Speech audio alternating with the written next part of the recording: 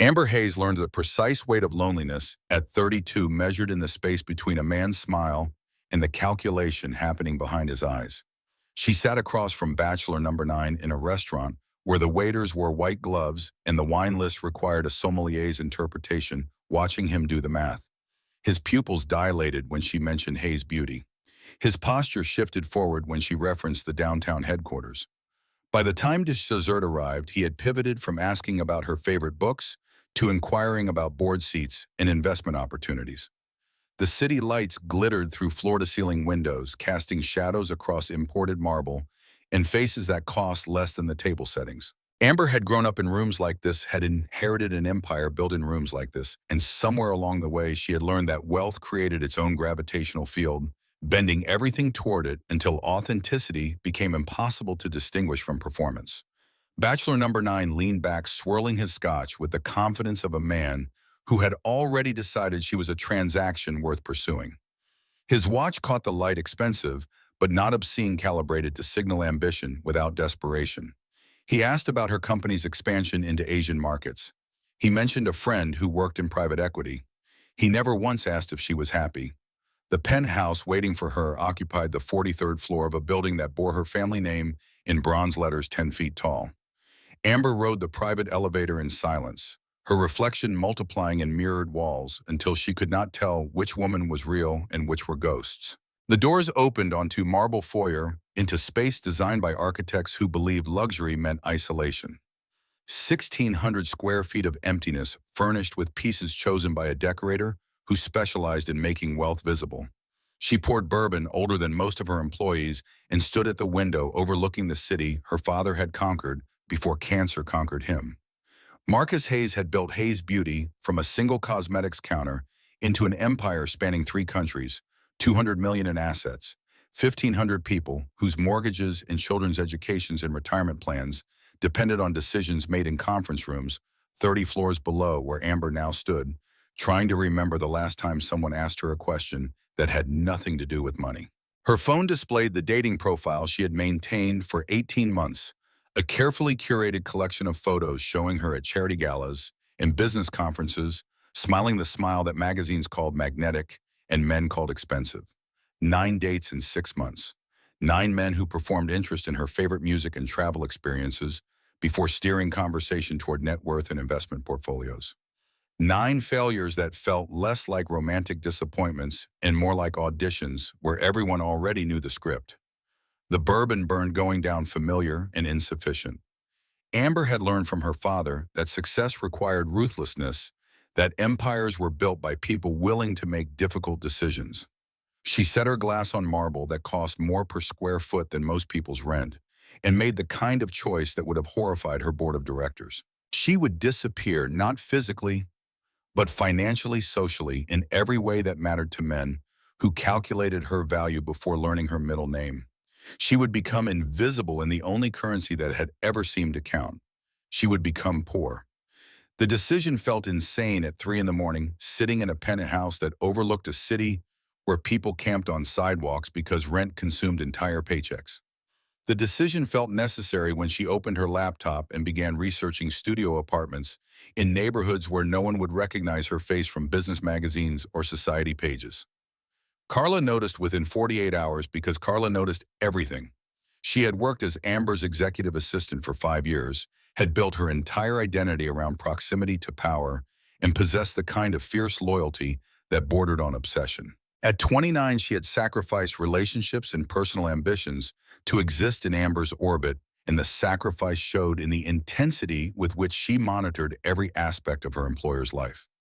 Amber walked into her office Monday morning to find Carla standing beside the desk, holding a tablet displaying rental listings in working-class neighborhoods 40 minutes outside the financial district. Her expression combined concern and something darker, something that looked like betrayal.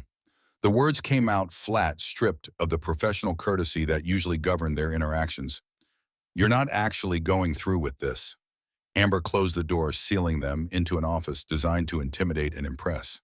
"I am." Carla's jaw tightened, tendons visible beneath carefully applied makeup. "You want to pretend to be poor? To live in some studio apartment and work a minimum wage job for what? to prove some point about authenticity. The condescension stung because it contained truth. Amber moved behind her desk, putting furniture between them, establishing the hierarchy that Carla seemed determined to forget. I want to meet someone who doesn't see dollar signs when they look at me. So you're going to lie to them instead. The observation landed like an accusation.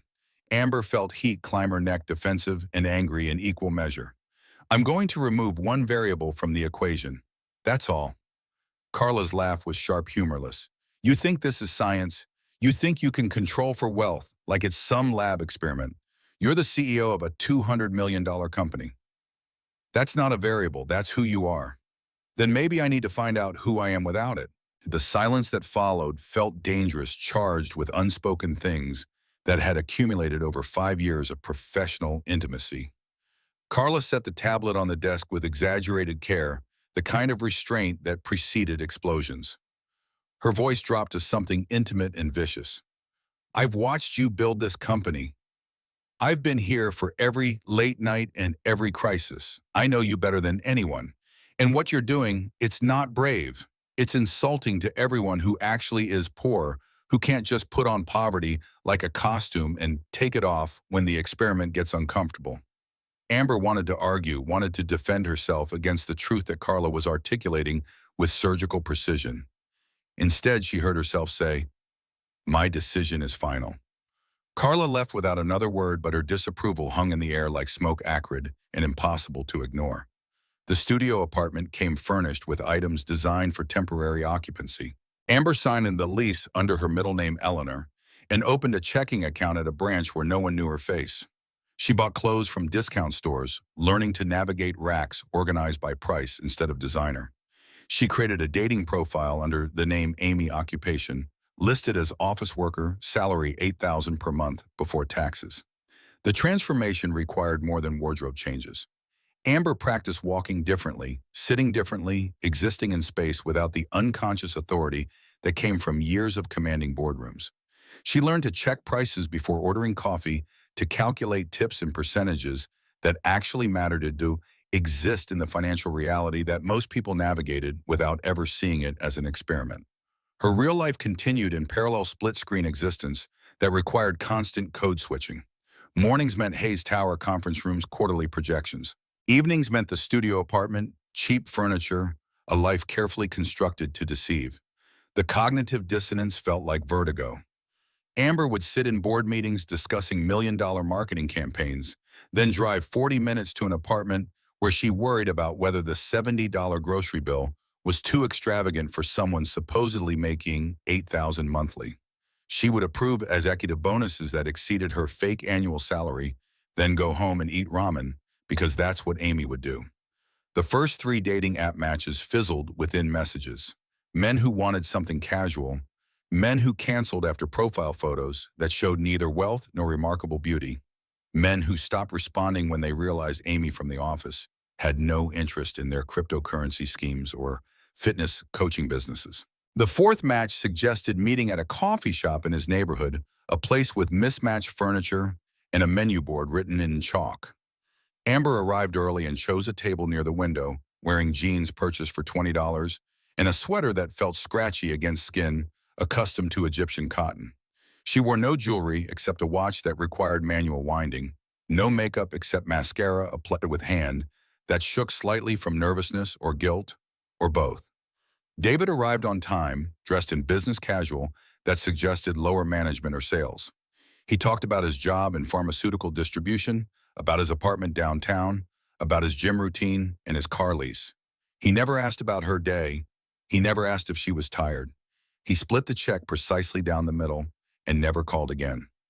Bachelor number 10 was scheduled for Tuesday evening at 6:30. Amber spent the day at Hayes Tower negotiating a supplier contract worth $3 million, then drove to the studio apartment to transform into Amy. She changed clothes, washed off her expensive foundation, traded her designer bag for something purchased at a department store clearance sale. She looked at herself in the bathroom mirror and saw a stranger, someone unremarkable and financially invisible, someone who might find honesty in the absence of wealth. The cafe occupied a corner lot in a neighborhood where restaurants advertised daily specials and happy hour prices. Inside, the space felt worn but clean, populated by people who ordered coffee without requiring origin stories and backstories about bean cultivation. Amber chose the same table by the window and waited, watching pedestrians pass, wondering if the man she was about to deceive might be different from the 9 who had preceded him. Ethan Cole arrived 10 minutes late, bursting through the door with the frazzled energy of someone fighting traffic in time and circumstances beyond their control. His hands showed stains dark as oil or grease, and his expression cycled through panic and relief when he spotted her. He crossed the space in quick strides, sliding into the chair across from hers with visible embarrassment. "I'm so sorry." The words tumbled out, rushed and sincere. "I had to take my daughter to her tutoring session. The traffic was worse than I thought." Amber felt something shift in her chest, some recalibration of expectations. "You have a daughter?" "Yeah, Lily, she's 7. He attempted to wipe his hands on a napkin, gave up, looked at her with brown eyes that carried exhaustion like a weight. "I should have mentioned that in my profile. I'm a single dad. If that's a problem, I completely understand." For the first time in 9 dates, Amber felt curiosity instead of resignation. "It's not a problem." His smile arrived unpracticed and genuine, slightly embarrassed and completely unprepared for the effect it had on her. She had spent months cataloging the various ways men smiled at wealth, the calculated expressions designed to charm and impress. Ethan's smile carried no agenda, no performance, just relief that she had not immediately walked away. "How was your day?" The question caught her off guard. "What, your day? Was it okay? You looked tired." No one had asked her that in months, maybe years. The men she met asked about quarterly earnings and investment strategies and expansion plans. They asked about her company's position in competitive markets. They never asked if she was tired. It was long. The answer felt inadequate and true. "But okay, have you eaten?" "Not yet. I came straight from work." He glanced at the menu and Amber watched him calculate prices with the automatic assessment of someone for whom $20 represented meaningful resource allocation. "I work at a warehouse during the day. I drive deliveries at night." "2 jobs." "Yeah, it is what it is." He looked at her again, and there existed no shame in his expression, no apology for circumstances, just honesty delivered without decoration. "I know I don't have much to offer. I live in a rental with my daughter. I drive a car older than some of my coworkers. If you're looking for someone who can take you to fancy restaurants or buy you nice things, I'm probably not that guy." Amber felt something crack inside her chest, some structure she had not realized was brittle until this moment. "What if I'm not looking for that?" Ethan studied her face with an intensity that felt like being seen for the first time in years. "Then maybe we should order some coffee and see what happens." And they talked for 2 hours while the cafe emptied around them and staff began stacking chairs on tables. Ethan told her about Lily, about her obsession with science and space, about how she drew pictures of planets and asked questions about black holes that left him Googling answers at midnight, about how she wanted to visit the Natural History Museum to see the dinosaur exhibits, but family tickets cost $50, and he was saving up, trying to accumulate enough surplus to justify spending on something that was not food or rent or the perpetual emergency fund that never quite stayed funded.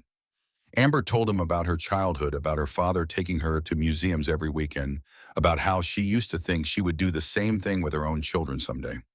She did not tell him about the company, about the penthouse, about the fact that she could purchase the entire museum if she wanted to, could hire private guides and rent the space for exclusive access. She did not tell him that the childhood she described happened in a mansion with staff and drivers and a trust fund that matured when she turned 18.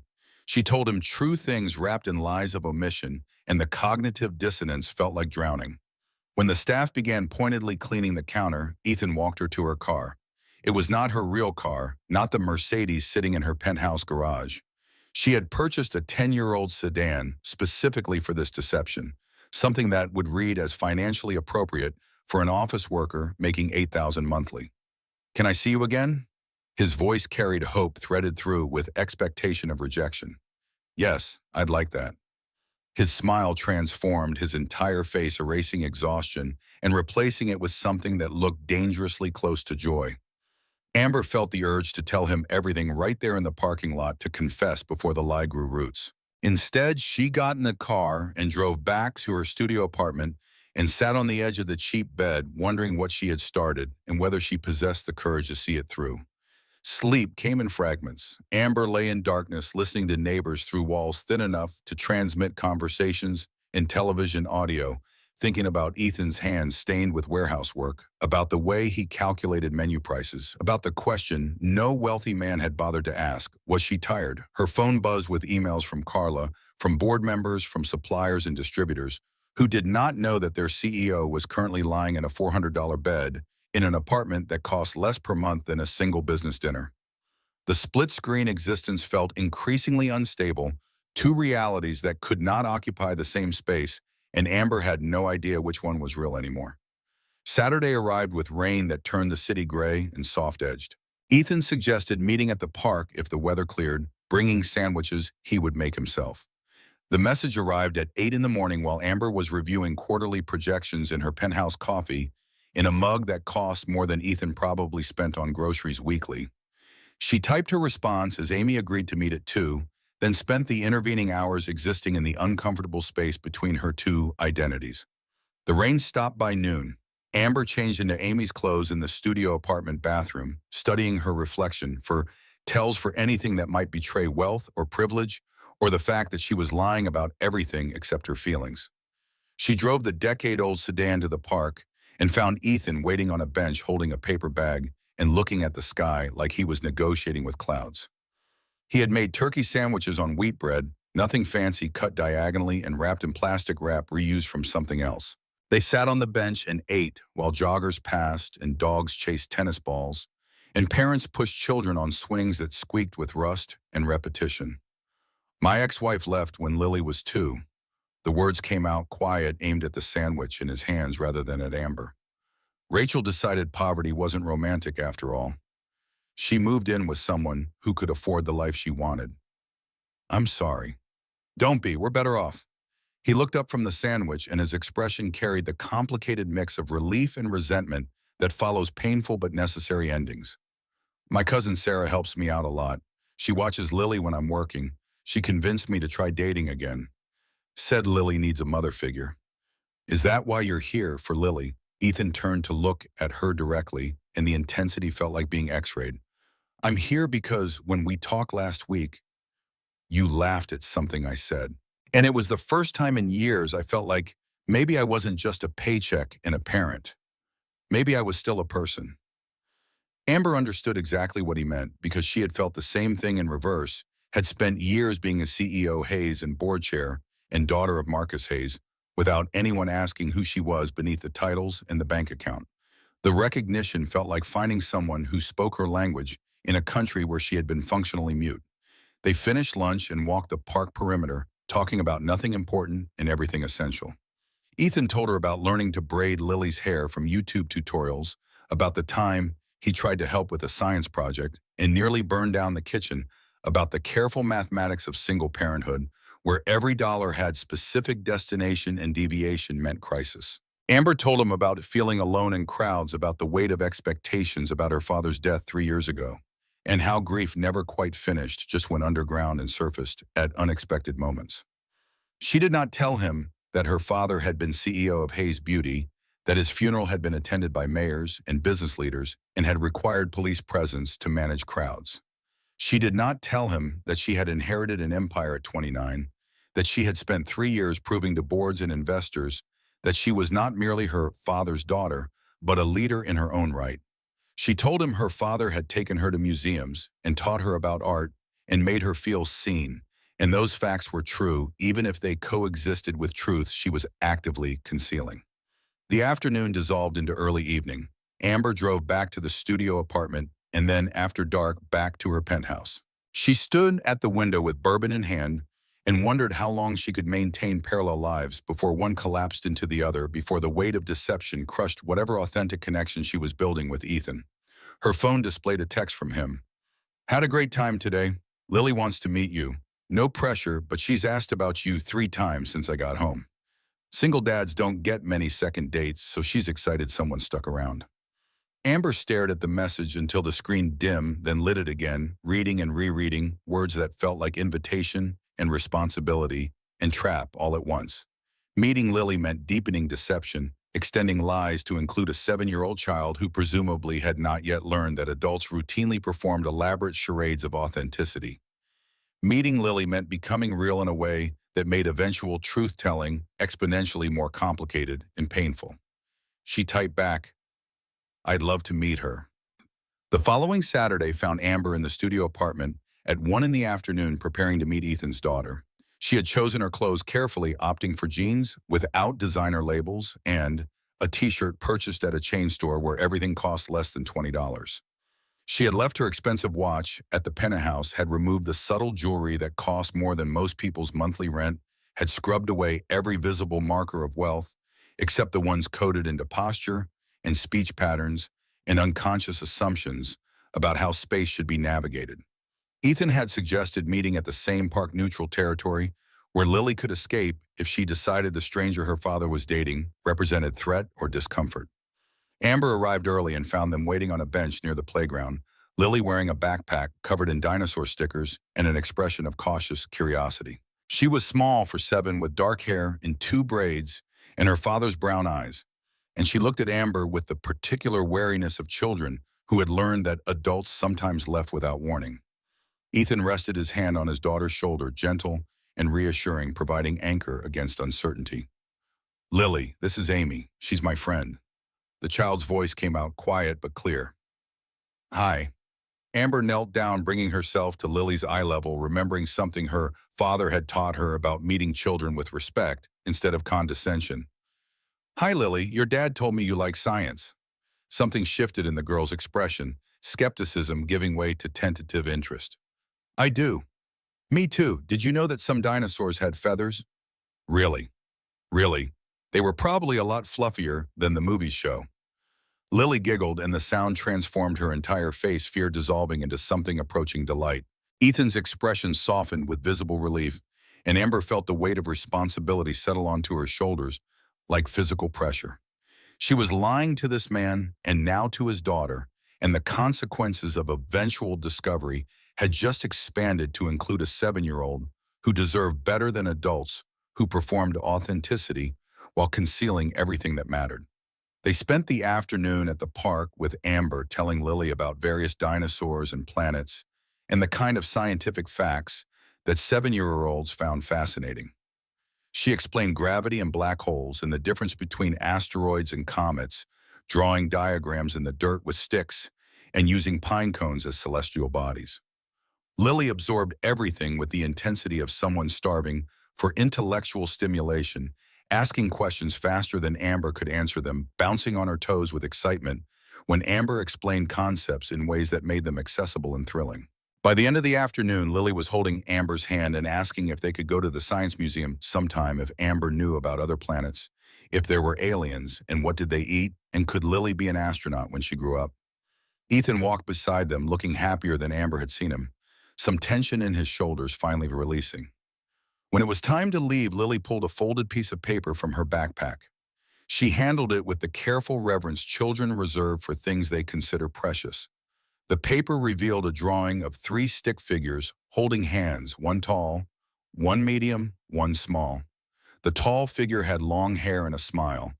The medium figure had short hair and broad shoulders. The small figure had pigtails and was labeled Lily in uneven letters. "This is for you." Lily extended the drawing toward Amber with both hands, offering it like a gift instead of childhood art. Amber took the paper and felt her throat constrict. The drawing represented hours of work, evident in the careful coloring and the details added to each figure. The tall one wore a dress, the medium one wore pants, the small one wore a shirt with a dinosaur on it.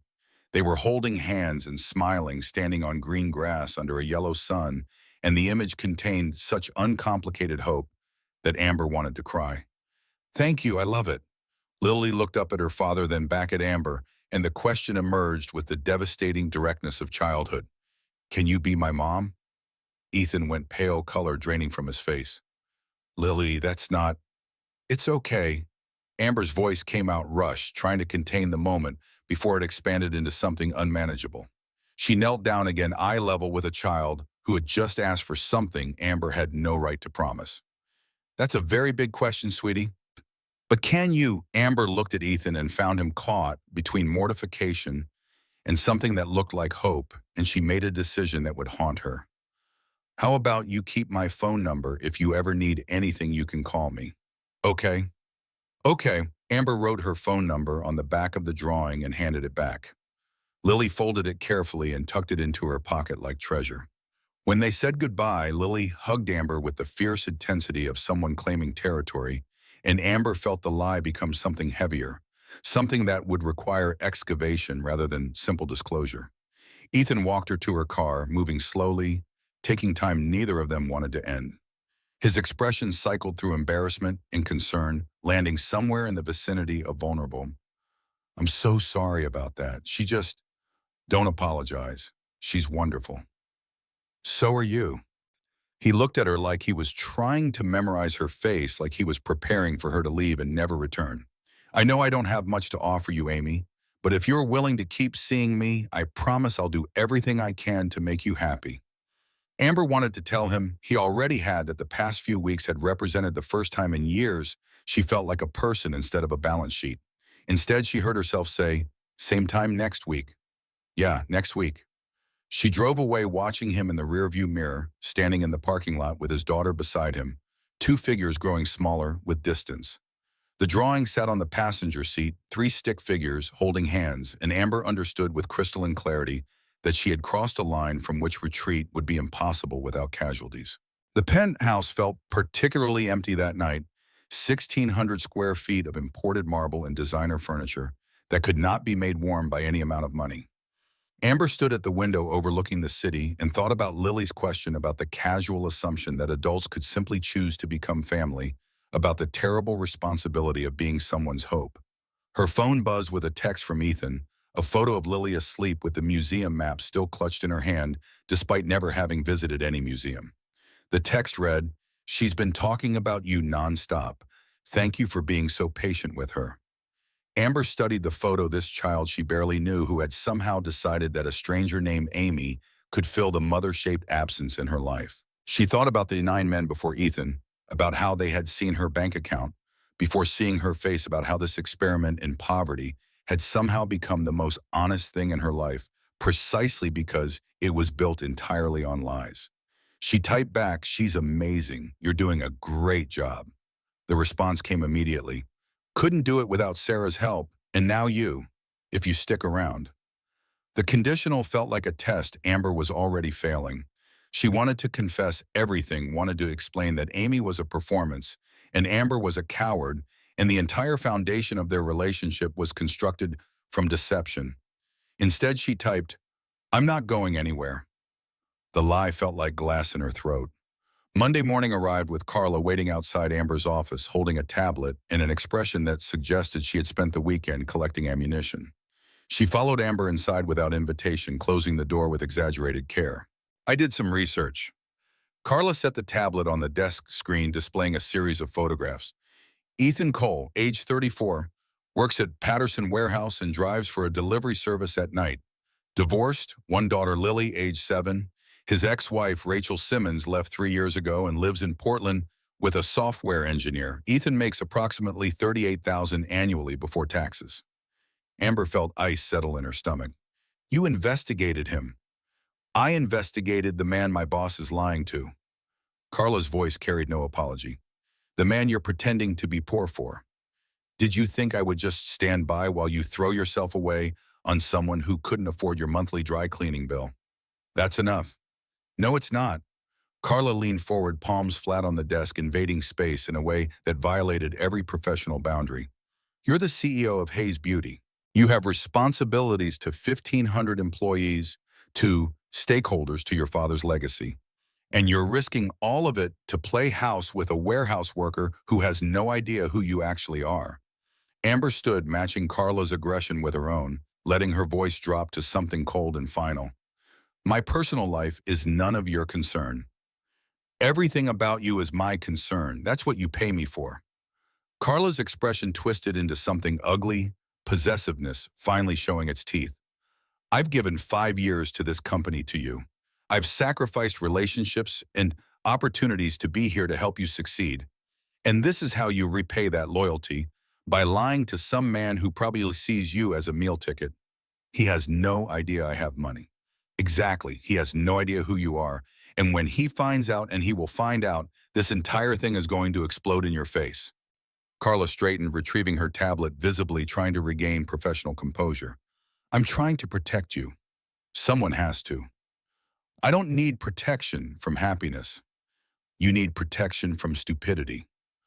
Carla walked toward the door, paused with her hand on the handle. This ends badly. You know that, right? There's no version of this where you get to keep lying and keep him and keep your dignity intact. Eventually, you'll have to choose which life you want. And when that moment comes, I hope you remember who was actually on your side. She left before Amber could respond, and the office suddenly felt too small, contaminated by accusations that landed because they contained truth. Amber sat behind her desk and stared at quarterly projections that no longer felt important, thinking about Carla's research about the violation of investigating Ethan without his knowledge or consent, about the fact that she herself was committing a larger deception and had no moral ground from which to object. Her phone displayed a text from Ethan. Lily drew another picture. This one has all of us at the museum. She's already decided we're going, even though I haven't figured out how to afford it yet.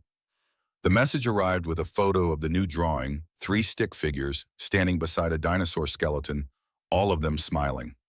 Lily had added labels this time: Dad, Amy, me. The casual assumption of belonging, the child's certainty that Amy would be present for future adventures, felt like being buried alive in obligations and affection and lies that were becoming indistinguishable from truth. Amber made a decision that felt like problem-solving and manipulation in equal measure. She researched the Natural History Museum's education programs, found information about corporate sponsorships and community partnerships, and fabricated a story about her fake office running a charity raffle for local attractions. She purchased 3 tickets to the museum, packaged them in an envelope, and mailed them to Ethan with a note explaining his incredible luck. The lie made her stomach hurt, but the alternative, letting a 7-year-old go without something that cost less than Amber spent on coffee weekly, felt worse. She was Robin Hood in reverse, stealing authenticity to give the gift of purchased experience, and the moral arithmetic made her headache. Saturday arrived with Amber meeting Ethan and Lily at the museum entrance. The building loomed impressive in institutional columns in marble designed to convey the weight of natural history. Lily bounced on her toes with barely contained excitement, clutching her father's hand and talking in run-on sentences about everything she planned to see. Inside, the space opened into vast halls where dinosaur skeletons loomed overhead and dioramas displayed extinct ecosystems. Lily ran from exhibit to exhibit, reading placards aloud, asking questions that required actual knowledge to answer. Ethan followed behind, looking happier than Amber had ever seen him, exhaustion temporarily forgotten in the face of his daughter's joy. They spent 5 hours walking through geological eras and biological classifications. Lily wanted to see everything, to absorb every fact, to understand how creatures that lived millions of years ago had been reconstructed from fragments. Amber found herself explaining fossilization and carbon dating and evolutionary biology, drawing on knowledge accumulated from her own childhood museum visits, from the expensive education her father had purchased, from the privilege of having access to information that Lily was only now discovering. At one point, Ethan took Amber's hand while they stood watching Lily examine a triceratops skeleton. The gesture felt casual and monumental, his palm rough from warehouse work, his grip firm but not possessive. He leaned close enough that she could smell detergent and the faint residue of whatever he used to remove oil stains. "Thank you for this. I've never seen her like this." The words landed like knives because they were sincere, because Ethan actually believed that some office worker named Amy had won a charity raffle, because the joy Lily was experiencing came from money Amber had spent without thinking, while pretending to be someone for whom $50 represented meaningful sacrifice. "You're welcome." They left when the museum announced closing, Lily exhausted and talking nonstop about everything she had learned. Ethan carried her on his shoulders through the parking lot while she cataloged her favorite exhibits and demanded to know when they could return. Amber walked beside them, feeling like she belonged and like an imposter and like someone drowning in consequences of choices she had not fully considered. That night, back in the studio apartment, Amber stood in front of the bathroom mirror, studying her reflection. Amy stared back, dressed in discount store clothes, living in a space that cost 400 monthly, performing poverty, while actual poor people navigated genuine scarcity. Amber, as Amy, had just spent an afternoon at a museum giving a child access to education and wonder that her father could not afford to provide, and the good deed was simultaneously generous and grotesque, built on deception and performed from a position of hidden privilege. Her phone buzzed with a text from Ethan, a photo of Lily asleep, still clutching the museum map. The text read, "Best day ever. Thank you for making this happen." Amber stared at the message, at the sleeping child in the photograph, at the evidence of her successful deception. She thought about the 9 men before Ethan, who had calculated her net worth before asking her name, about how she had created an experiment to find authenticity through lies, about how Carla was probably right, that this would end badly because deception always does. She typed back, "Same, sleep well." Then she sat on the edge of the cheap bed and cried for reasons she could not fully articulate, something about loneliness and connection, and the impossible mathematics of trying to be two different people while feeling like neither one was actually real. The weeks that followed developed rhythm and routine. Amber split her existence between Hayes Tower and the studio apartment, between CEO and Amy, between the life she had inherited and the life she had invented. She saw Ethan every weekend, sometimes just the two of them for coffee, or walks more often with Lily, who had attached herself to Amber with the fierce loyalty of a child starving for maternal attention.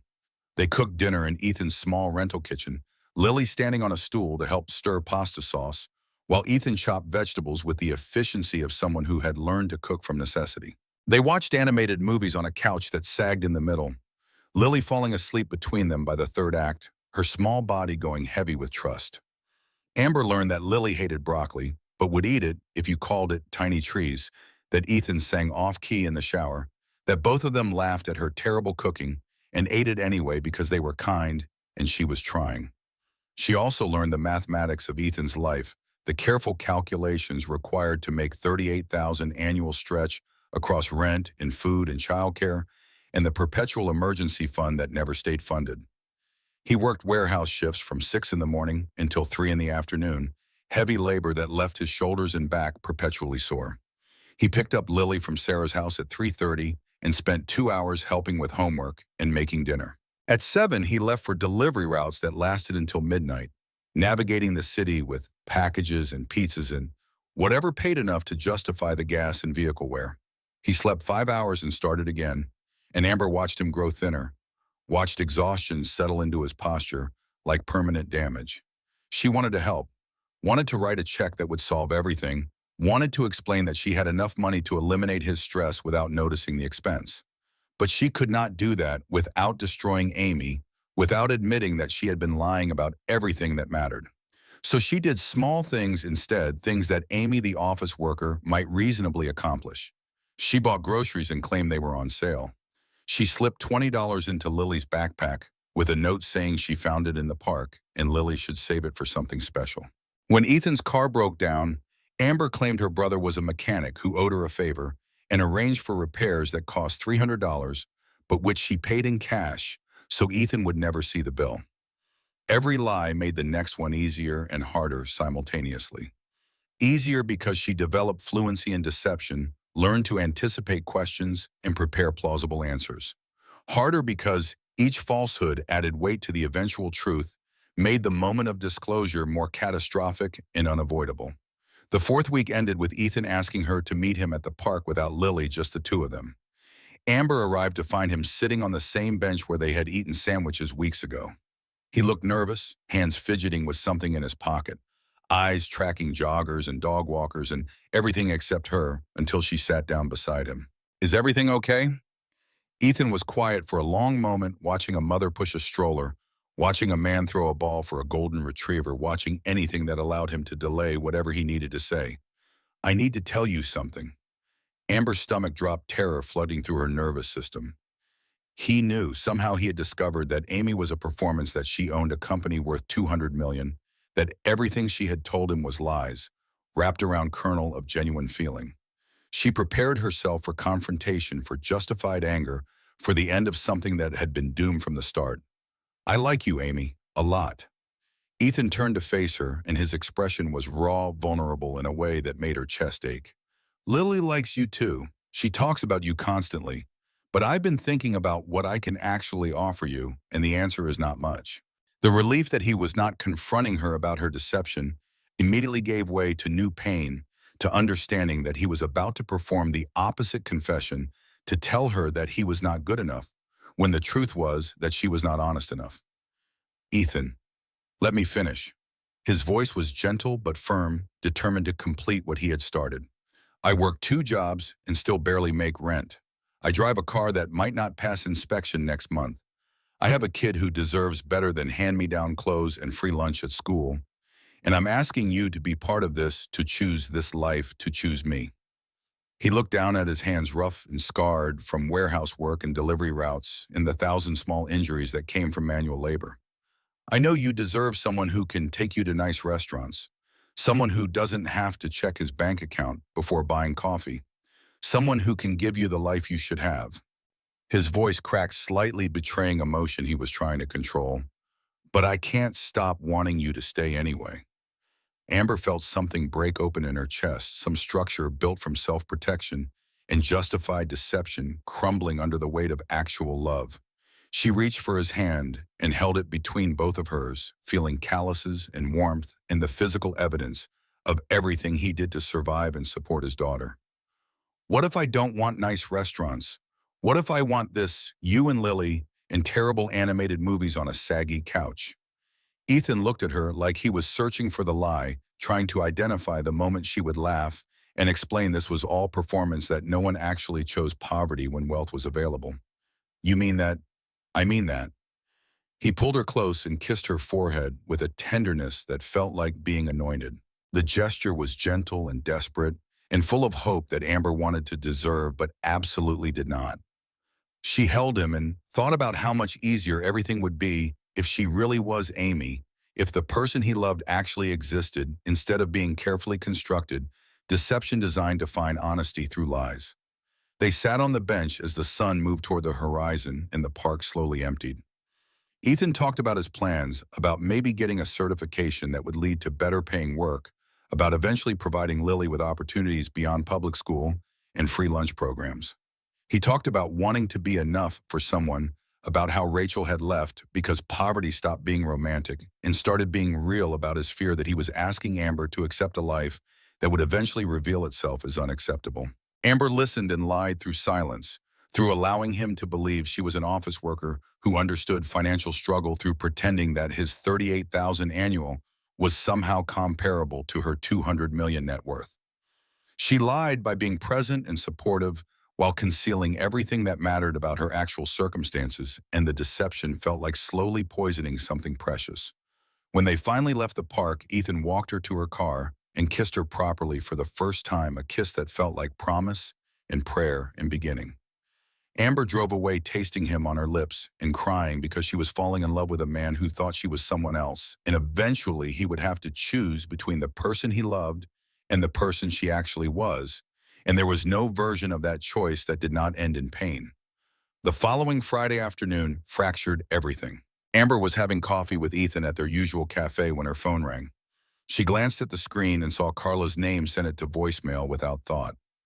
30 seconds later, it rang again, then again, then again, with the insistence of genuine emergency. Ethan noticed her tension, the way she was staring at the phone like it was a bomb. You should get that. Amber excused herself and walked outside into afternoon heat that felt oppressive. She answered on the fourth call with barely controlled anger. What? Where are you? Carla's voice carried panic that cut through Amber's irritation.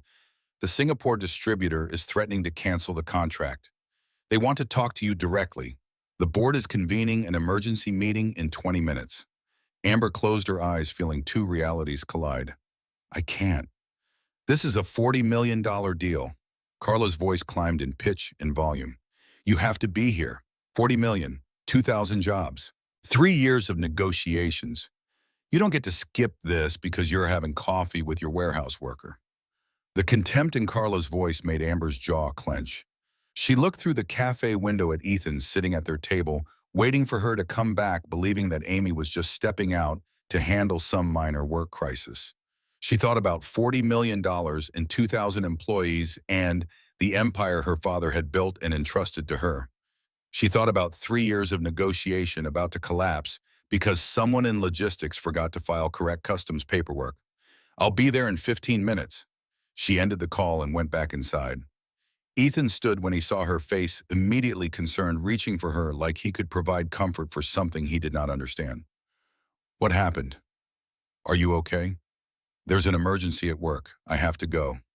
Amber was already moving toward the door, grabbing her bag, trying to escape. Before he could ask questions she could not answer without revealing everything. "What kind of emergency?" "Just a crisis. I'll explain later. I'm sorry, I have to go." She left before he could argue, practically running to her car, driving to Hayes Tower faster than traffic allowed. The underground garage security recognized her immediately, waving her through to the executive level, where her Mercedes sat beside other vehicles that cost more than most people's annual income. She parked and took the private elevator to the 32nd floor, where Carla was waiting with a tablet and folders, an expression that combined relief and "I told you so." "They're inside." Carla handed her the briefing materials without preamble. "I sent you the full report. The issue is customs paperwork for the Singapore Port Authority. They're threatening to void the entire contract if we can't provide documentation by end of business today. Their time." Amber took the tablet and walked into the conference room, where 12 board members sat around imported teak table. 4 lawyers occupied chairs along the wall. On the video screen, a very angry distributor from Singapore glared at the camera with the expression of someone whose patience had been thoroughly exhausted. She spent 90 minutes salvaging a deal that nearly collapsed because of paperwork, because someone had checked the wrong box on a customs form, because global supply chains ran on precision, and a single error could unravel months of negotiation. By the time she finished, her head was pounding, and she could feel the residue of Amy washing away, replaced by the version of herself that commanded rooms and made decisions that affected thousands of people. She walked out of the conference room and nearly collided with Carla in the hallway. Her assistant fell into step beside her tablet, ready with the next crisis, the next decision, the next thing that required Amber Hayes instead of Amy from the office. "We saved it." Carla's voice carried satisfaction, layered over exhaustion. "Barely." Amber was walking toward the elevator when movement in the lobby caught her attention. She looked down through the glass walls that made Hayes Tower famous for its architecture, 32 stories of transparent capitalism, where everyone could see everyone else, where privacy existed only in closed conference rooms. The lobby floor gleamed with Italian marble and featured a waterfall installation that cost more than Ethan's annual salary. Ethan stood at the security desk, talking to the guard, looking confused and out of place in his warehouse work clothes. Amber felt her blood go cold, felt every lie she had told crystallize into a moment of reckoning she was not prepared to face. She took the elevator down each floor, a countdown to disaster. When the doors opened, she stepped out into the marble lobby just as Ethan turned around. His expression cycled through relief and confusion and something approaching comprehension as he watched her walk across the polished floor in the same clothes she had worn at the cafe, but somehow different now. More commanding, more certain, moving through space like she owned it because she actually did. "Amy, what are you doing here?" Amber's mind raced through possible explanations, through lies that might contain the moment before it expanded into full revelation. "I work here. Here, in this building." "Yes." Ethan looked around at soaring ceilings and waterfall features in the receptionist desk made of Italian marble. "I thought you said you worked in an office building on the 8th floor." "I do. I was here for a meeting, upstairs." The lie tasted like metal. "What are you doing here?" "I was worried about you. You left so fast." He gestured vaguely toward the parking garage. "I followed your car. I saw you come in here. I just wanted to make sure you were okay." Amber felt the moment slipping away from her like water through fingers. She could tell him now, right here in the lobby of the building she owned, could explain everything and hope he understood. But Carla was watching from the elevator bay, the security guard was listening, and Ethan was looking at her with concern that would transform into betrayal the second he knew the truth. "I'm fine, just a work emergency. My boss needed me for something." Ethan stepped closer, reaching for her hand, grounding her with touch that felt too intimate for the public space. "You look exhausted. Let me take you home." "I have my car." "Then let me follow you." Make sure you get there safely." Amber wanted to scream, wanted to confess, wanted to end the deception before it consumed everything. Instead, she smiled and said, "That would be nice." They drove separately, Ethan following her sedan through city traffic to the studio apartment that was real but also performance space that contained enough truth to make the lies stick. He walked her to the door and kissed her gently, his hands cupping her face with a tenderness that made her want to cry on. "Get some rest. You work too hard." The irony of the statement would have been funny if it were not so devastating. "I will." He looked at her for a long moment, brown eyes searching her face for something he could not articulate. Then quiet enough that she almost missed it, "I love you, Amy." The words hit her like physical impact, stealing breath and coherent thought. He said them so simply, so certainly, like they were the easiest truth in the world, like loving Amy who did not exist was the most natural thing he had ever done. Amber looked at this man who worked 2 jobs and raised a daughter alone and somehow still had enough love left over for a woman who was lying to him about everything that mattered. She looked at him and felt the full weight of her deception, felt the lie become something that would require confession instead of simple disclosure. "I love you too." The words emerged as whispered true and false simultaneously because she did love him, but he did not actually know her loved Amy, who was fictional, and Amber, who was hidden. She loved him, and she was lying to him, and those facts coexisted without resolution. After he left, Amber sat on the edge of the cheap bed in the studio apartment and put her face in her hands. The split-screen existence had become unsustainable. Eventually, soon she would have to choose which life she wanted to keep and which one she had to abandon. And when that moment came, there was no version where everyone stayed whole. Her phone displayed a text from Ethan. "Sleep well. Tell your boss you need a vacation. You deserve one." Amber stared at the message at the casual assumption that she had a boss instead of being one, at the concern from someone who thought she needed protection from work stress when the stress came from maintaining elaborate deception. She wanted to tell him everything right then, wanted to type out confession and hit send and deal with consequences immediately. Instead, she typed, "I'll try. Thank you for checking on me." Then she deleted her dating profile, the one that listed Amy as an office worker making $8,000 monthly.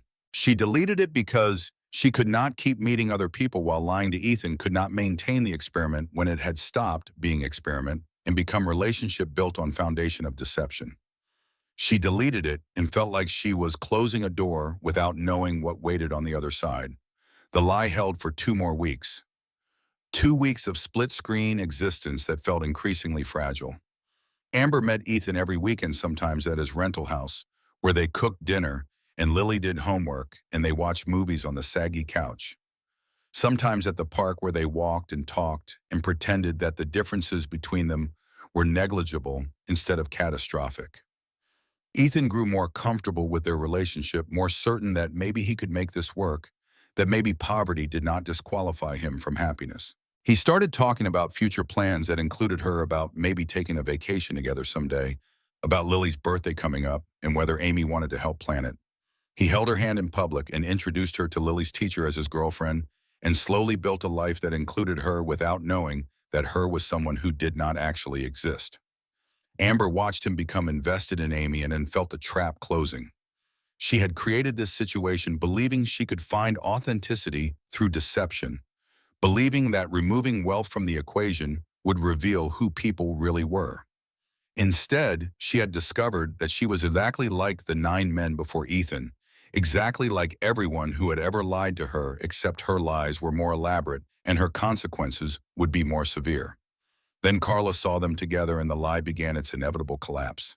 It happened on Tuesday afternoon when Amber was supposed to be at a board lunch. She had canceled last minute, claiming illness, needing to meet Ethan at the park for lunch because he had the day off and wanted to spend it with her.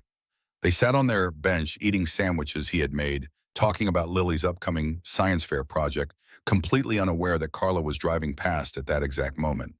Carla saw her boss in discount jeans sharing food with a man in warehouse coveralls, and everything she had suspected crystallized into confirmed knowledge.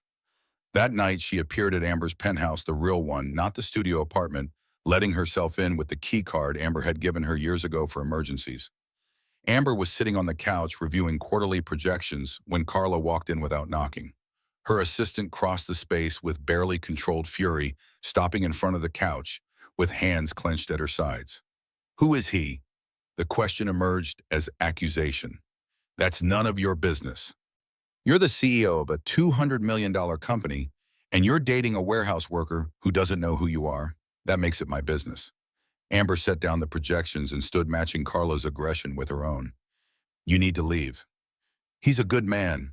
The words came out defensive, revealing more than Amber intended. Does he know who you are? Does he know that you own Hayes Beauty, that you're worth $200 million, that you've been lying to him since the day you met? Amber did not answer, which was answer enough. Oh my God. Carla's voice combined disgust and vindication. He doesn't know. You're still pretending to be poor. I'm trying to find someone who loves me for who I am. And you think lying to him is the way to do that?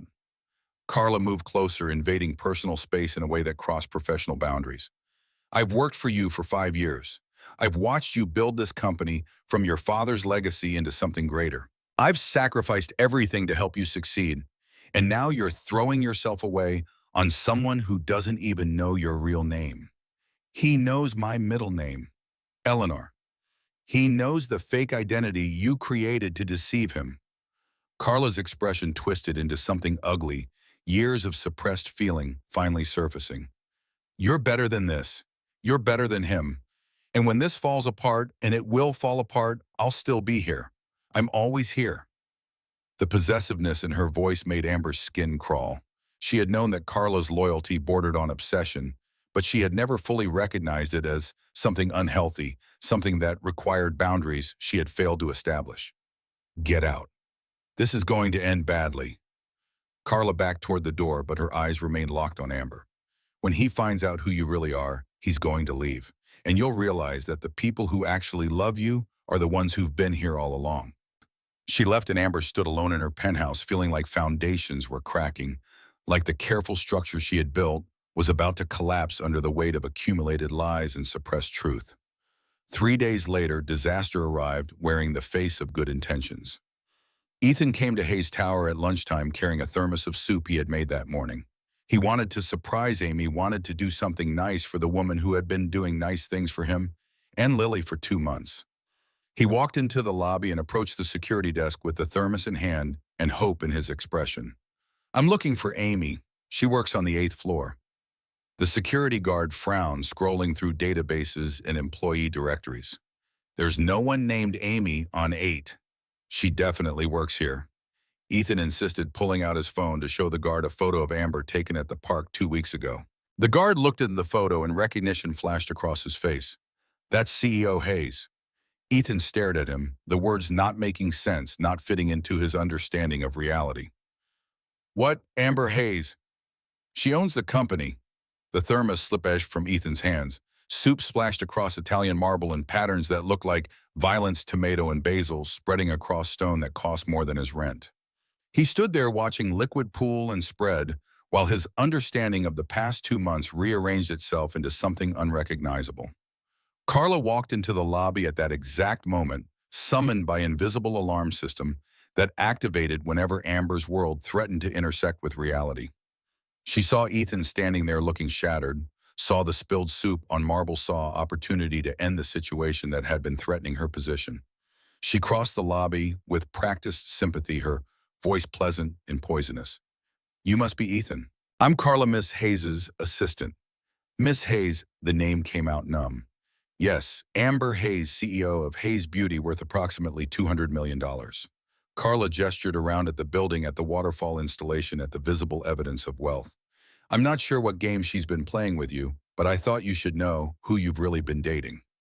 Ethan looked at Carla, at the security guard at the lobby around him with its expensive art and imported marble. He looked at all of it and understood that Amy had never existed, that everything had been performance, that he had been experiment in someone's quest to find authenticity through elaborate deception. Where is she? 32nd floor.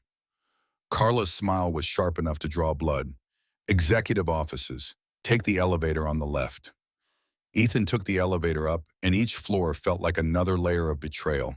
By the time the doors opened on 32, he was vibrating with anger and hurt, and the particular rage that comes from discovering that someone you loved had been lying about everything. Amber was walking out of a conference room when she saw him. Their eyes met across the hallway, and she knew immediately that he knew could see it in his posture and expression, and the way he looked at her like she was stranger instead of the woman he loved. Ethan. She moved toward him, but he took a step back, creating physical distance that matched the chasm opening between them. Is it true? Are you Amber Hayes, the CEO? There was no point lying anymore. Yes. So Amy doesn't exist. I'm still the same person. The same person. His voice cracked with emotion barely held in check. You've been lying to me for 2 months. About your name, about your job, about your entire life. How are you the same person? Everything else was real. My feelings for you, for Lily, that was all real. How can I believe anything you say? Ethan looked around at the office with its floor-to-ceiling windows and designer furniture, and visible evidence of the wealth she had been hiding. You own this building, you own this company, and you pretended to be poor so you could what? See how the other half lives, run some kind of social experiment. No, I wanted to find someone who loved me for who I am, not my money. By lying. The words hit like accusations because they were. I told you on our first date that I hate being lied to. I told you about Rachel, about how she deceived me. I told you that honesty was the only thing I cared about. And you looked me in the eye and lied anyway. I was going to tell you, William, when exactly were you planning to mention that you're one of the richest women in the city? Ethan's hands shook with anger or hurt or both. I saved money to buy you a birthday present. I worked extra shifts so I could afford to take you to a real restaurant next month. And the whole time you could have bought everything I own with your pocket change. I never wanted your money. Well, no, you wanted to play pretend. He backed toward the elevator, putting distance between them. You wanted to see what it was like to be poor, without any of the actual consequences. And I was stupid enough to fall for it. Ethan, please. The elevator doors closed on his face, on his anger, on their entire relationship. Amber stood in the hallway of her office, feeling her world collapse into rubble. Amber ran for the stairs because waiting for the elevator felt impossible, because she needed to move or she would shatter. 32 flights down with her heels echoing against concrete down through the building she owned, while her relationship disintegrated somewhere ahead of her. By the time she reached the lobby, Ethan was already outside, visible through glass walls, walking toward his ancient car with shoulders hunched against rain that had started falling. She pushed through the doors into weather that soaked through her business suit within seconds. Rain plastered hair to her face and ruined makeup she had reapplied after the Singapore crisis, and she stood in the parking lot watching Ethan's taillights disappear around the corner. Carla materialized beside her with an umbrella unnecessary and insufficient. Her voice carried false sympathy. I'm sorry it had to happen this way. Amber turned to look at her assistant and saw satisfaction poorly concealed beneath professional concern. You told him. He came looking for you. He deserved to know who he was really dating. Get out of my sight. Carla's expression flickered with something that might have been hurt before settling back into composed neutrality. I'm trying to protect you. That's my job. Your job is to do what I tell you, and I'm telling you to leave. The umbrella lowered slowly. Carla's voice dropped to something intimate and dangerous. You'll thank me eventually, when you realize that people like him only want what you can give them. When you understand that loyalty matters more than whatever fantasy you were chasing. She walked away, leaving Amber standing in rain that felt like punishment. The parking lot security guard approached with concern written across his face, offering to call her driver, suggesting she go inside. Amber ignored him and stood in the downpour until she was shaking, until the rain had washed away makeup and pretense and whatever remained of Amy. Finally, she went inside and took the elevator to her office. Water dripped from her clothes onto imported carpet while she packed her laptop and files with mechanical efficiency. She canceled her afternoon meetings via email, ignored Carla's calls, and drove to the studio apartment because the penthouse felt impossible, too empty and too expensive, and too much evidence of everything Ethan now knew about her. The studio apartment felt like crime scene. Amber sat on the cheap bed, still wearing her soaked business suit, and stared at the wall where she had taped Lily's drawing, 3 stick figures holding hands.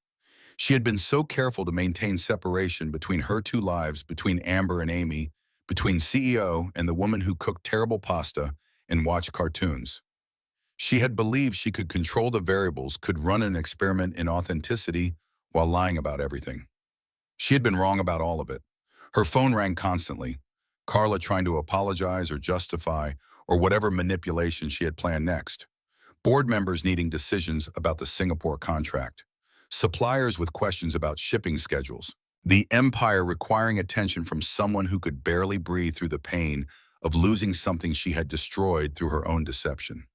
Amber turned off her phone and lay down on the bed that cost $400 and let herself cry properly messily without the control she maintained in boardrooms and conference calls. She cried for Ethan's expression in the hallway, for Lily, who would wonder why Amy disappeared, for her own stupidity in believing that love could be built on foundation of lies. 3 days passed in a blur of grief and obligation. Amber returned to Hayes Tower because the company required her presence, because 1,500 employees depended on decisions only she could make, because hiding in a studio apartment accomplished nothing except confirming Carla's belief that Ethan had been a distraction from what actually mattered. She sat through meetings without absorbing information, signed documents without reading them carefully, made decisions by rote memory rather than actual analysis. Her executive team noticed but said nothing, accustomed to her occasional periods of intense focus that looked like distraction but produced excellent results. They did not know this was actual distraction, that their CEO was grieving a relationship that had lasted 2 months and felt more real than anything she had experienced in years. Carla operated with careful professionalism, maintaining distance while ensuring Amber had everything she needed. Coffee appeared on her desk at appropriate intervals. Documents arrived already organized and flagged for signature. The assistant who had sabotaged her relationship now performed her job with flawless efficiency, as if nothing had changed, as if she had not destroyed something precious out of possessiveness disguised as protection. Amber wanted to fire her, but could not justify it professionally, could not explain to HR that her assistant had told the truth to someone Amber had been deceiving. The moral mathematics made her head ache. Carla had been wrong to interfere, but right about the facts. Amber had been lying, had been using Ethan for an experiment he never consented to participate in, had been playing at poverty while actual poor people navigated genuine scarcity. She had become exactly what she hated, exactly like the 9 men before Ethan, who calculated her worth before learning her name. Except she had calculated his poverty, had decided he would be safe to love because he could not want her money when he did not know it existed. The irony felt like choking.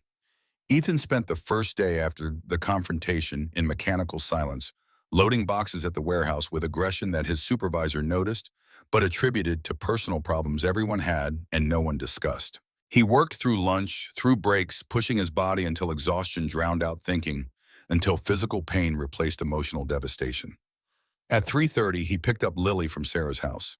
His cousin took one look at his face and asked what happened, but Ethan just shook his head and gathered his daughter and her backpack and left before Sarah could push for details he did not want to articulate. Lily asked about Amy immediately, the question emerging before they reached the car. "Is Amy coming to dinner tonight?" "Not tonight, sweetheart." "What about this weekend? Can we go to the park again?" Ethan felt something crack in his chest. He's busy with work. "But she promised we could go to the science center. She said we'd go when it was warm enough." The casual mention of promises Amy had made landed like accusation.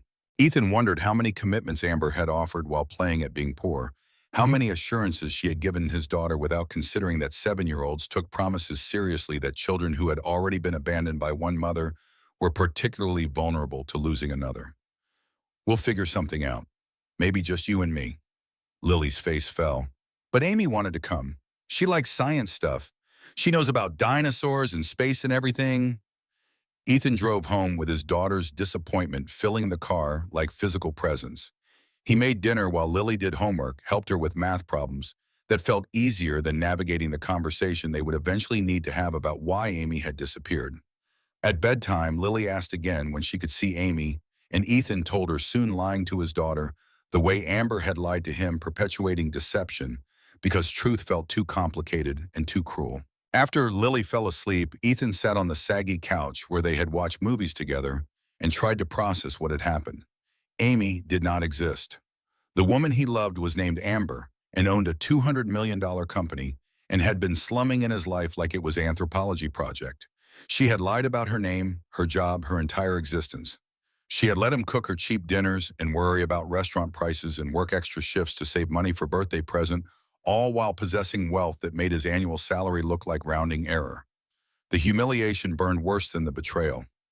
He had told her about Rachel, about how his ex-wife had left when poverty stopped being romantic. He had confessed his deepest fear, and Amber had looked him in the eye and continued lying, had allowed him to believe she understood struggle when she had never actually experienced it, when her worst financial crisis probably involved which luxury car to drive. His phone buzzed with a text from Sarah. "You look terrible today. Want to talk about it?" Ethan typed back, "Not yet." "Okay, but I'm here when you're ready. Also, Lily left her science folder. Want me to drop it off? I'll pick it up tomorrow." He set the phone down and stared at the television, not turning it on, just looking at his reflection in the dark screen. He looked exhausted and older than 34, worn down by double shifts and single parenting, and the particular strain of falling in love with someone who had been performing authenticity while hiding everything true about herself. The second day felt worse because the initial shock had faded and been replaced by actual grief. Ethan went through his warehouse shift in fugue state, operating forklift and scanning inventory with muscle memory, while his mind replayed every moment with Amber, looking for clues he had missed, for signs that should have warned him. The expensive watch she claimed had been her grandmother's. The way she never seemed worried about money despite claiming to make $8,000 monthly. The museum tickets that arrived claiming to be raffle prize. The car repairs handled by a brother who was never mentioned before or after. The groceries that were always on sale. The casual competence with which she navigated restaurants and cultural spaces. The unconscious authority in her posture that he had attributed to confidence instead of recognizing as privilege. He had been so eager to believe someone chose him, chose his life, that he had not questioned the inconsistencies.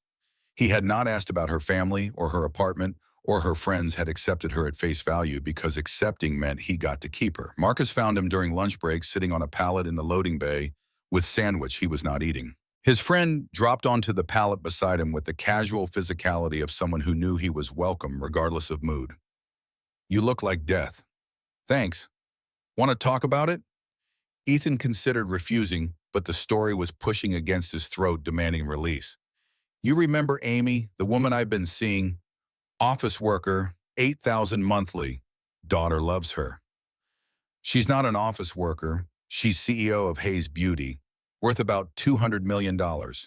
She's been lying to me since the day we met." Marcus was quiet for a long moment, processing information that did not fit into expected patterns. She lied about being poor. She lied about everything. Her name is Amber, not Amy. She owns the company instead of working for it. She lives in a penthouse instead of a studio apartment. She's been pretending to be poor like it's some kind of costume she can take off whenever it gets uncomfortable. "Did she lie about liking you?" The question caught Ethan off guard. "What? Did she fake her feelings? Was she pretending to care about you and Lily?" Ethan thought about Amber playing with his daughter at the park, about the way she listened to Lily's questions about space and dinosaurs, about how she had shown up weekend after weekend despite having no obligation to spend time with a 7-year-old who was not hers. "No, I don't think so." "Then what exactly are you mad about?" Marcus pulled out his own sandwich and unwrapped it with deliberate slowness. "Let me get this straight. Rich guys only wanted her for her money, so she pretended to be poor. Then she met you, and you actually liked her for who she was. And when you found out she was rich, you left because she lied." "I told her I hate being lied to. She knew that, and she kept lying anyway." "Yeah, because of Rachel." Marcus took a bite of the sandwich and chewed thoughtfully.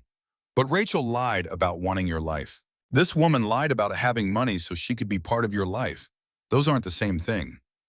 Ethan wanted to argue, but the words tangled in his throat. He thought about Rachel, who had loved the idea of struggling artist until the struggle became real, who had left the moment better option appeared. He thought about Amber, who had everything and chose to spend weekends in his cramped rental making terrible pasta and watching children's movies. She could have bought anything. She could have been anywhere, but she was with us. "Sounds like she knew what was valuable," Marcus said quietly. They finished lunch in silence while Ethan's understanding slowly rearranged itself. He was angry about deception, had every right to be angry about being lied to. But Marcus was correct that the nature of the lie mattered, that lying about wealth to find authentic connection was fundamentally different from lying about feelings or commitment or wanting someone's life. Amber had lied about money. She had been honest about everything else, about her father's death, about feeling alone, about finding happiness in his cheap apartment, watching cartoons with his daughter. She had shown up consistently, had been present and engaged, and genuinely invested in building relationship with him and Lily. The realization did not erase the betrayal, but it complicated it, made the moral mathematics less clear-cut than they had seemed in the immediate aftermath of discovery. That evening, Lily asked about Amy again, the question arriving during dinner, with the persistence of childhood that did not understand adult complications. "Can we call Amy? I want to show her my science project." Ethan set down his fork. "Sweetie, Amy and I had a fight. She might not be coming around for a while." Lily's expression crumpled. "Did I do something wrong?" "No, baby, you didn't do anything. This is between me and Amy." "But she said she loved us. She said she would always be here." The words hit like accusation because they were true. Amber had said those things, had made commitments she presumably meant, even if the identity behind them was false. Ethan looked at his daughter's face and saw genuine devastation, saw a 7-year-old losing another mother figure, saw consequences of adult decisions playing out in childhood grief. "I know she did. So why can't we see her?" Ethan had no answer that would make sense to a 7-year-old, no way to explain that Amy was actually Amber, and the woman they loved had been lying about who she was without destroying Lily's ability to trust anyone. "It's complicated, sweetheart." "I don't care if it's complicated, I just want Amy back." Lily pushed away from the table and ran to her room. Ethan heard the door slam, heard muffled crying through cheap walls, and felt the full weight of what had been lost settle onto his shoulders. This was not just about him and his hurt feelings and his justified anger. This was about his daughter who had opened her heart to someone and was now being punished for adult mistakes she played no part in making. He cleaned up dinner and then knocked on Lily's door. She was lying on her bed, clutching the drawing she had made weeks ago, 3 stick figures holding hands. She had added details since giving Amber the first version, had colored it carefully, and added background elements. Trees and flowers, and a sun with rays extending outward. "Can I come in?" Lily nodded without looking at him. Ethan sat on the edge of her bed and put his hand on her back, feeling her breath hitch with suppressed sobs. "I know you miss Amy. She was going to be my mom. She said I could call her if I needed anything." The casual revelation that Lily had been given Amber's phone number landed like shock. "She gave you her number." "She wrote it on the back of my drawing, the first one." "See?" Lily pulled the folded paper from her nightstand and showed him the phone number written in Amber's handwriting. Ethan stared at the numbers, at this evidence that Amber had created avenue for his daughter to contact her, that she had understood Lily might need adult support beyond what he could provide. The gesture felt genuine in a way that complicated his anger, that suggested investment in relationship beyond mere performance. "What if we wait a little while, give things time to calm down? Then maybe we can talk to Amy about what happened." "You promise?" Ethan had already lost too much to make promises he could not keep. "I'll try, sweetheart. That's all I can promise right now." Lily fell asleep holding the drawing. Ethan covered her with blanket and stood in her doorway watching her breathe, thinking about phone numbers and promises and the particular cruelty of introducing children to adults who then disappeared without explanation. He walked to the living room and pulled out his own phone, scrolling to Amber's contact information. Amy, it still said, because he had never known her real name. The photo was from their second date, her smiling at the park with wind catching her hair. She looked happy and genuine and nothing like a CEO worth $200 million. His finger hovered over the call button. He wanted to yell at her, wanted to demand explanations, wanted to hear her voice, even if it meant another argument. Instead, he set the phone down and sat on the saggy couch where they had watched movies together and tried to figure out what he actually wanted beyond anger and hurt and justification. The third day brought clarity through exhaustion. Ethan worked his warehouse shift, picked up Lily, helped with homework, made dinner. At 7, he left for his delivery route, navigating the city with packages and pizza, and the mechanical efficiency that came from doing the same thing night after night until it became automatic. Around 10, he delivered order to an apartment building downtown expensive place with doorman and marble lobby. The resident who accepted the pizza was young, probably mid-20s, wearing designer loungewear that cost more than Ethan's rent. He tipped $5 on $50 order and closed the door without making eye contact. Ethan stood in the hallway staring at the closed door and thought about wealth, about how some people were born into it and never questioned their right to occupy expensive space and order food that cost more than his hourly wage. He thought about Amber, who had inherited empire and chosen to pretend she was poor, who had temporarily abandoned privilege to find something authentic in his cramped rental and cheap dinners. The experiment had been condescending and manipulative and built on deception. It had also been brave in its own misguided way, had represented attempt to solve problem that wealth created to find connection uncontaminated by financial calculation. Amber had lied about money, but she had been honest about loneliness, about wanting to be seen for who she was instead of what she owned. Ethan had spent 3 days being angry about deception while ignoring the fact that he had participated in the same dynamic from opposite direction. He had never asked about her family or her friends or her life before him. He had accepted Amy at face value because accepting meant he did not have to examine his own assumptions, did not have to confront the possibility that someone might choose his life temporarily while maintaining escape route back to comfort. He had wanted her to be Amy because Amy fit into his world without requiring him to change or grow or acknowledge that relationships required more than proximity and shared experience. He had wanted simple when nothing about human connection was ever actually simple. The realization did not excuse Amber's deception, but it contextualized, it made space for understanding alongside justified hurt. They had both been performing versions of authenticity, both been lying through omission and selective disclosure, both been trying to control variables that could not be controlled without destroying the organic development of actual intimacy. Ethan finished his delivery route and drove home through empty streets, thinking about Marcus's question, did she lie about her feelings? The answer was no. Whatever else Amber had deceived him about her emotions had been genuine. He had seen it in the way she played with Lily, in the way she showed up weekend after weekend, despite having no obligation, in the way she looked at him when she said she loved him. She had loved him while lying to him, and those facts coexisted in uncomfortable proximity. The lie was real, the love was also real, and he had to decide which truth mattered more. His phone rang as he pulled into his driveway. Sarah's name appeared on the screen. He answered with exhaustion, making his voice rough. "Hey, Lily called me crying. She says Amy disappeared and you're not explaining why." Ethan closed his eyes and leaned his head against the steering wheel. "It's complicated. She's 7. Everything is complicated. But she loves this woman and she doesn't understand why Amy suddenly stopped coming around. Amy isn't who I thought she was. None of us are who anyone thinks we are. That's called being human."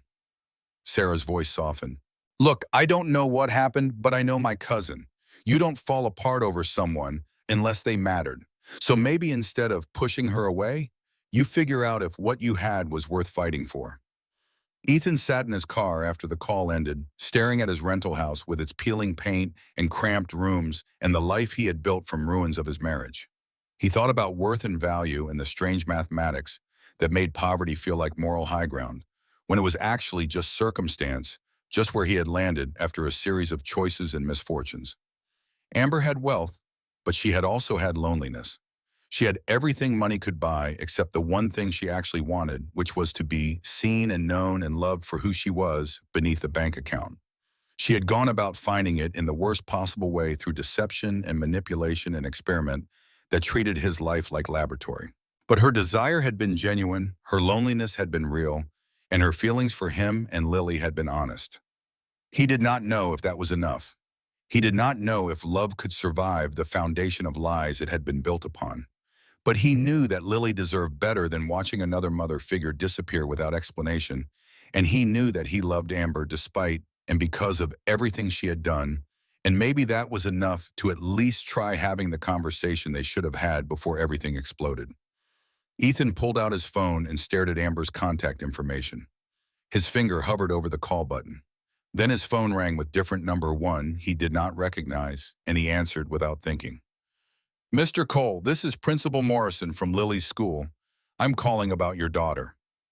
Ethan's blood went cold. What happened? Lily's running a very high fever. She's asking for you. Can you come get her? Ethan drove to the school faster than traffic laws allowed, heart pounding against ribs while worst-case scenarios played through his mind. Fever could mean anything from common virus to something requiring hospitalization, and he navigated streets with the particular terror of single parents who bore sole responsibility for keeping small humans alive. The school office felt overlit and antiseptic. Principal Morrison waited with concerned expression and information that made Ethan's world tilt sideways. We called you repeatedly. When we couldn't reach you, Lily gave us another number. She said it was someone named Amy who told her to call if she ever needed anything. Ethan's stomach dropped. Did you call it? Yes, the woman is already at Mercy Hospital with Lily. She took her about 20 minutes ago. The drive to Mercy Hospital happened in blur of traffic lights and mounting panic. Ethan parked illegally and ran through emergency entrance, giving Lily's name to receptionist, who directed him to pediatric floor. He found the room number and stopped outside the door when he saw them through the window. Amber sat in chair beside the bed, holding Lily's hand. She wore business suit but looked destroyed, hair falling from its pins. Makeup smudged posture, curved with exhaustion and fear. She was talking softly to Lily, who lay under white sheets with IV in her small arm, and the tenderness in Amber's expression made Ethan's chest constrict. He pushed the door open. Amber looked up, and her face cycled through relief and terror, in half a second bracing for anger that he realized he no longer felt, not when his daughter was sick, and this woman had dropped everything to be here. Ethan, her voice came out rough like she had been crying. I know you said to stay away, but the school called and I couldn't. How is she? The interruption cut through whatever apology or explanation she was building toward. Viral infection. The doctor says she'll be okay, but they want to keep her overnight for observation. Amber stood, creating space beside the bed for him. I paid for private room and the attending physician. I know you don't want my help, but I couldn't let her stay in the ER. Ethan moved to the bed and touched Lily's forehead, feeling heat radiating from her skin. His daughter was asleep, fever-flushed and small against white hospital linens. He looked at the IV at the monitors, beeping steadily at evidence that someone had acted while he was 40 minutes away, driving delivery routes. Thank you for being here. Amber's expression cracked. I would always be here for her, for both of you, no matter what you think of me. The nurse arrived with medications and update on Lily's condition. Fever had peaked at 39.5, but was coming down with treatment. Blood work showed viral infection, nothing bacterial that required aggressive intervention.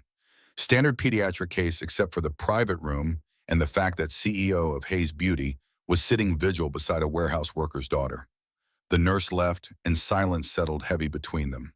Ethan sat in the other chair watching his daughter breathe, processing the fact that Amber had been here for 3 hours while he worked, that she had left whatever meeting or crisis or board obligation to respond to phone call from a 7-year-old she had no legal relationship to. You left work. The statement emerged quiet observation rather than accusation. I left a board meeting. I didn't even think about it. The school said Lily was sick and asking for me, and I just ran. Ethan looked at her, really looked. She had dark circles under eyes, suggesting she had not slept properly since their confrontation 3 days ago. Her hands trembled slightly when she reached to adjust Lily's blanket. She looked like someone who had been sitting in a hospital room terrified that a child she loved might be seriously hurt. You should go home. Get some rest. I can stay if you need me. I know you can, but you look exhausted. Amber nodded slowly, gathering her bag and coat with movements that suggested reluctance. She leaned down and kissed Lily's forehead with gentleness that made Ethan's throat tight. Feel better, sweetheart. The whisper barely reached across the bed. She walked toward the door, and Ethan heard himself say her name, the real one this time. Amber. She stopped and turned to waiting. Thank you, really, for being here when I couldn't be. Something in her expression broke. I would always be here for her, for both of you, no matter what you think of me. Then she left before he could respond, before he could articulate the realization forming in his chest that she had proven something essential by showing up, by choosing Lily over board meetings and professional obligations, by being exactly who she had claimed to be underneath all the lies about money. Ethan spent the night in an uncomfortable chair, watching monitors and his daughter's breathing. Around 2 in the morning, he dozed off and woke to find Amber standing in the doorway holding 2 cups of coffee. She looked uncertain, poised for rejection, but hoping anyway. I couldn't sleep. I kept thinking about her. The admission was honest enough that Ethan gestured her inside. Amber sat in the other chair and handed him coffee, and they existed together in the quiet space that hospitals create. Watching a 7-year-old sleep listening to machines confirmed she was alive and recovering. Finally, Amber spoke, her voice barely above whisper. I'm sorry for lying to you, for not telling you the truth from the beginning. You deserved honesty, and I gave you everything except that. Ethan wrapped his hands around coffee cup, gathering thoughts he had been processing for 3 days. I'm sorry, too, for how I reacted, for not letting you explain. You had every right to be angry. Maybe, but a friend pointed out that I never asked about your life either. I wanted you to be Amy so badly that I never questioned it. Never asked about your family or your apartment or anything that might have revealed the truth. Amber looked at him with expression caught between hope and fear. I wanted to be Amy. That was the whole point.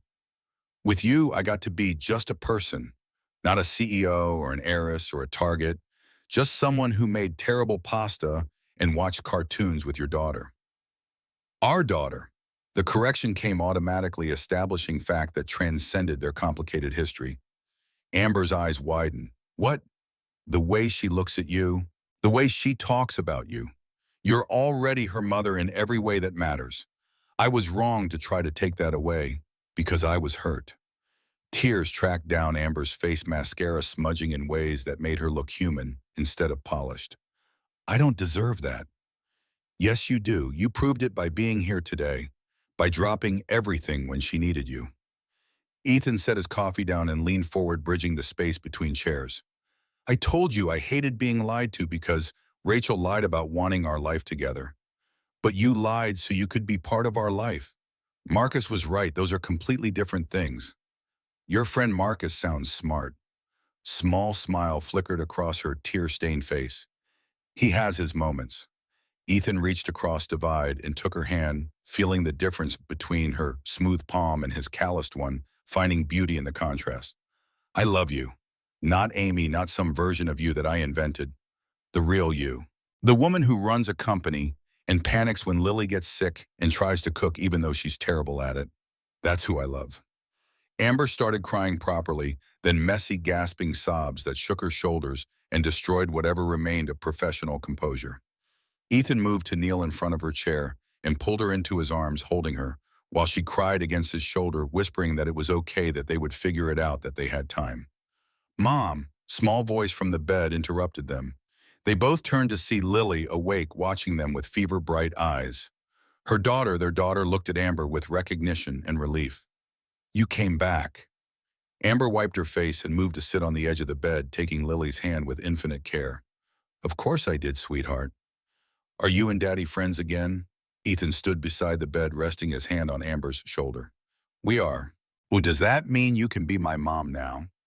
The question emerged with 7-year-old directness that cut through adult complications. Amber looked at Ethan and he nodded, giving permission for the truth they had been circling. She turned back to Lily with expression combining love and terror. If you want me to be, would you like that? Yes.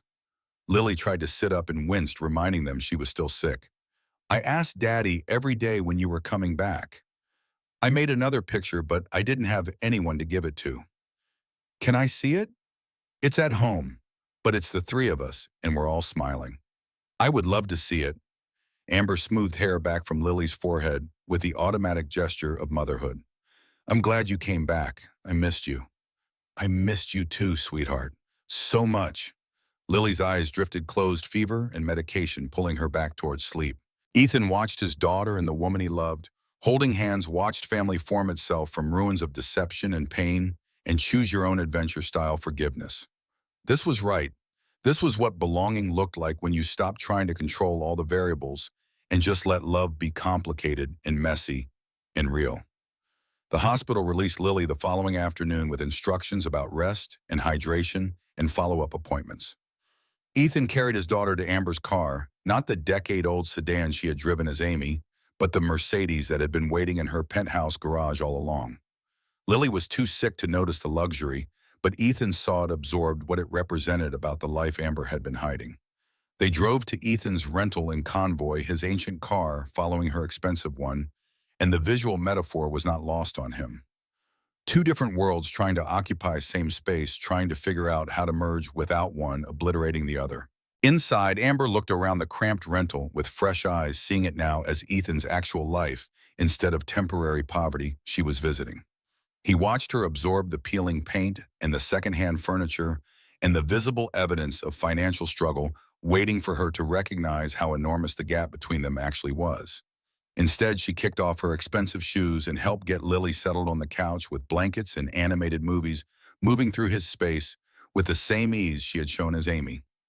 They made soup together in the tiny kitchen, working around each other with choreography they had developed over weeks of shared meals. Amber burned the grilled cheese and Ethan laughed, and neither of them mentioned the elephant in the room, which was how they would actually build life together when they came from fundamentally different economic realities. After Lily fell asleep, they sat on the saggy couch in darkness, illuminated only by television glow. Ethan finally voiced the question that had been circling his mind since the hospital. How does this work, you and me? Your world and mine.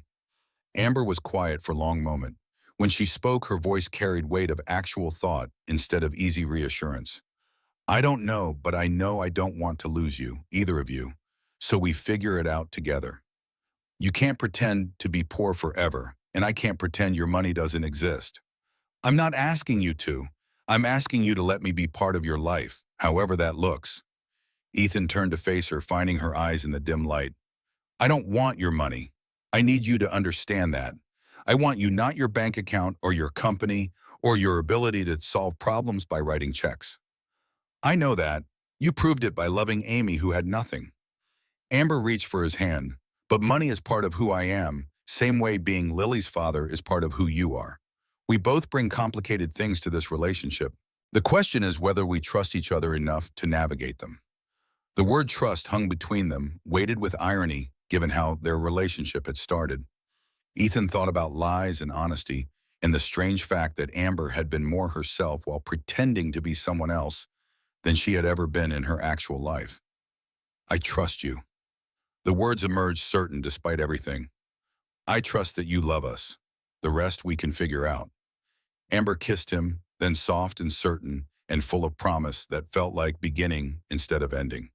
They sat on his cheap couch in his cramped rental and built a foundation for something real, something that acknowledged rather than denied the vast differences between them, something that chose love despite and because of all the complications that made it difficult. 1 year later, Hayes Tower hosted an event that made local news. The Hope for Single Parents Fund launched with gala attended by 300 people who collectively raised $2.7 million in single night. The fund provided assistance for childcare, education, emergency expenses, and the thousand small crises that single parents navigated alone. Amber stood on stage in evening gown that cost more than Ethan's first car, but beside her stood the man himself wearing suit that had been tailored specifically for him, fitted to shoulders brought in by warehouse work and delivery routes. He was executive director of the fund, now having left both his jobs to run an organization that connected with single parents because he had been one of them, understood their struggles from the inside rather than through demographic research. Lily walked up to the microphone in dress her mother had chosen, 8 years old now, and only slightly nervous about public speaking. She unfolded paper with speech written in her careful handwriting, improved from a year ago, but still showing childish uncertainty about letter formation. This fund helps single parents like my dad. Her voice carried through the ballroom, amplified by speakers, but also by the authority of someone who knew she was speaking truth. It helps them buy food and pay for school and take their kids to museums. My mom started this fund because she knows what it's like to feel alone. And my dad helps run it because he knows what it's like to need help. I'm very proud of both of them. Applause filled the space. Amber wiped tears from her eyes, careful not to ruin makeup that had been professionally applied for the gala. Ethan squeezed her hand, grounding her through emotion that threatened to overflow. Lily finished her speech and walked back to them, and they stood together on stage and family visible proof that love could transcend circumstances when people chose honesty over convenience. Later, they drove home to a house that represented compromise between Amber's wealth and Ethan's desire to raise Lily without obscene privilege. 3 bedrooms in normal neighborhood where children rode bikes and played in yards and attended public school with kids whose parents worked regular jobs. Large enough for comfort, modest enough that Lily would understand the difference between having enough and having everything. Inside, Lily immediately started recounting her evening, talking about the speech she had given and the people who told her she was brave and the dessert table with chocolate fountain. Amber changed out of her gown and into jeans transformation that still felt miraculous even after a year of practice.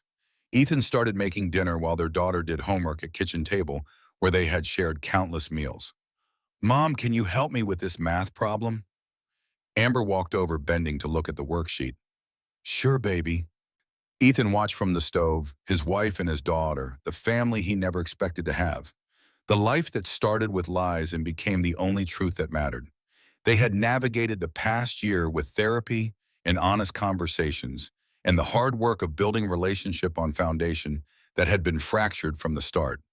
They had merged their worlds imperfectly with compromises and disagreements in moments when the differences between them felt impossible to bridge.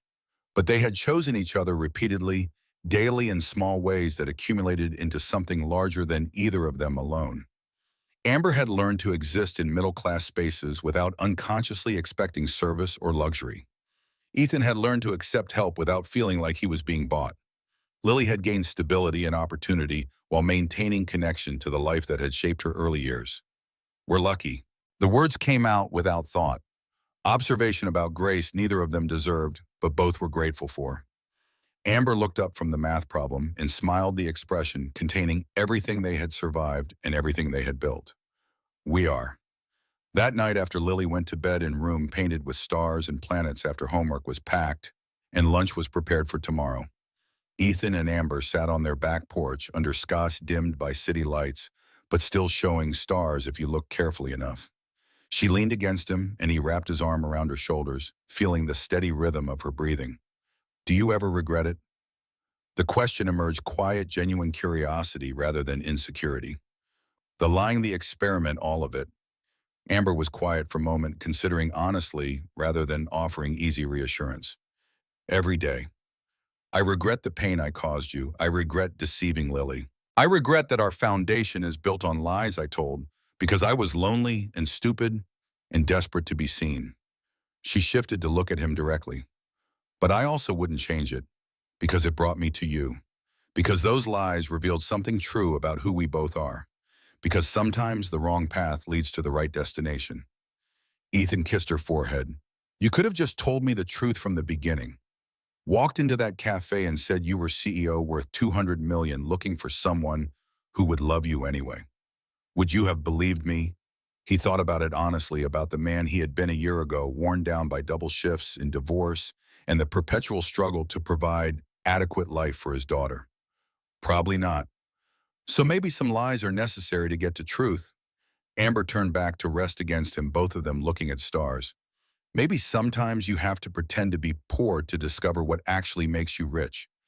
Ethan tightened his arm around her shoulders, holding her close, while they watched sky and listened to their neighborhood settling into night. Through the window, he could see Lily's room light still on because she was probably reading about space instead of sleeping. He could see the kitchen where they made meals together and the living room where they watched movies and argued about what constituted good cinema. He could see the life they had built from lies and honesty and second chances, from the ruins of his first marriage and the loneliness of her inherited empire. They had found each other through deception and stayed together through truth, and somehow that seemed fitting, seemed like the kind of complicated mathematics that made relationships real instead of fairy tales. "What makes you rich?" He asked the question, even though he knew the answer, wanting to hear her say it.